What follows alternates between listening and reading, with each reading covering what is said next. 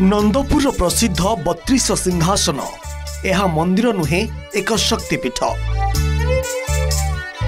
32 पहाचरे रहिचंती 64 जोगिनी और पीठरे पूजा पाती कंधुणी देवी और कनक दुर्गा। कहुए कंध दंपति द्वारा लालन पालन होते नंदपुर राजा। फलतः राजवंश जन्मित समस्त छुआंक नाभि और अंतनाड़ी नाभिकुंडरे देवी को समर्पित करी भविष्य कामना करा जाउथिला।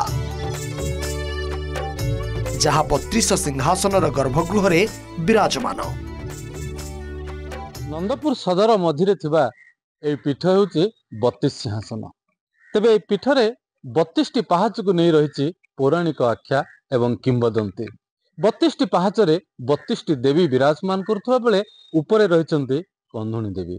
तेबे 1954 मसीहारू एठी दुर्गांक पूजा करा जाउची मृणय मूर्ति रे। ता पूर्वरु इतिहास रही जे एठी वन विभाग एवं राजस्व विभाग मिलित अनुकूल्य रे कंधुणी देवी होउथिला पूजा। तेबे आसंतु देखिबा कौन रही कंधुणी देवी इतिहास आउ ए 32 पहाचर इतिहास। कथित अछि एठी जयपुर राजवंशर प्रथम राजा रोथले आ से कंध संप्रदाय द्वारा लालित पालित होउथिले। कंध संप्रदायर रीतिनीति और परंपरा अनुसार तांको देवी कंधुणी देवी को से उपासना करथिले। तबे एठी मुंडियाटिए मारिबा आउ 32 सिंहासनर इतिहास विषय रे लोकंक सह कथा। ये जो 32टा पाउच आपण देखुचंदे ए 32टा पाउच ऊपर जो सिंहासनटा बसचे ए 32 पाउच रे 64 जग्नी अछंती। तार मूर्ति बाहर को देखा जानथले मध्य भितर से प्रतिष्ठा होती।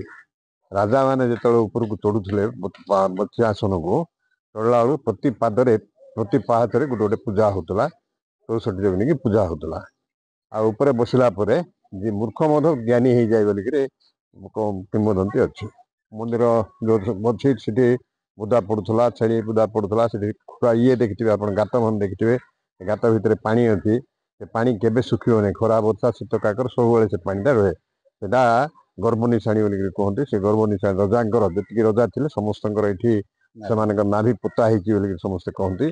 तेणुक से आमर राजा माने पूजापाती करता तो अशोक राजत्व अमल कहले चले। पहाच सहित तो अनेक ये अच्छी किए कहते सूर्यवंशी राजा विनायक देवंकर पुत्र सी उज्जयिनी राजजमा को विवाह करथिले एवं सीए सेमतिका उज्जयिनी जमी 32 पहाच नहीं सिंहासन होती सेमतिका गोटे सिंहासन करने को से राजा को अनुरोध करथिले। 32 सिंहासनर 32 पहाचरे शक्ति स्वरूपा देवी को स्थापना करा जाइछि। समस्त देवी को अतिक्रम कले 32 सिंहासनर गर्भगृह पूजा पाउछंती नाभिकुंड और कंधुणी देवी, जहां को वर्तमान कनक देवी नाम पूजा करा जाउछि। 1954 मसीहारू 32 सिंहासन ही पीठरे देवी नीति सह माँ दुर्गा मृण्मयी मूर्ति पूजा करा जाउछि। पीठर नीति नियम पूजा विधि आज भी सेमिति। यह मंदिर नुहे देवी पीठ कह जाए। कथा अच्छी ये कौन प्रकार पूजापाती इत्यादि औषध हुए फिटी जाए विभ्राट हुए विभ्राट है निश्चित भाव में गाँ को कि कर्ता को विपद पड़ो। 40-50 वर्ष खंड से पूजा कर अमावास्या संक्रांति अष्टमी दिन बेस टे पूजा है। मंत्र तंत्र से पूजा होती जोटा जे कहे से मनोकामना पूर्ण होती। जो नंदपुर आसवाटा आज्ञा जिते बड़े नंदपुर रजा जयपुर जाइए जयपुर जो जाइरी जो दसरा आरंभ कर सब यात्रा पानी आरंभ कर से यात्रा मध्यम देवतर दायित्व रही देवतर तरफ पुराना इतिहास पुराना जड़ित रजांकर इतिहास जड़ित से देवादेवी मध्यम आम जो आसिक निमंत्रण दसरा दौचे से जयपुर धूमधाम दसरा। शह शह वर्ष पुराणा यह 32 सिंहासन रही अनेक किंवदंती एवं अनेक छोट बड़ कहानी।